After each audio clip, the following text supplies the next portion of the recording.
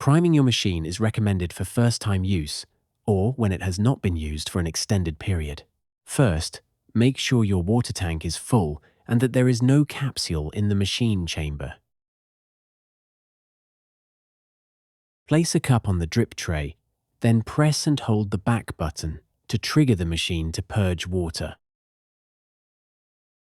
Repeat the priming process until water flows steadily from the coffee spout.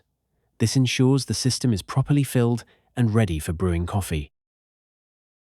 For machine models equipped with a hot water bypass, hot water is dispensed from a separate spout. To do a hot water bypass, place a cup on the drip tray. Press and hold the Confirm button, then press Confirm twice to start.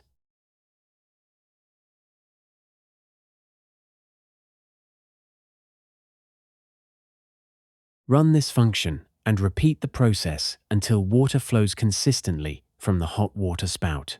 This ensures that the system is fully primed.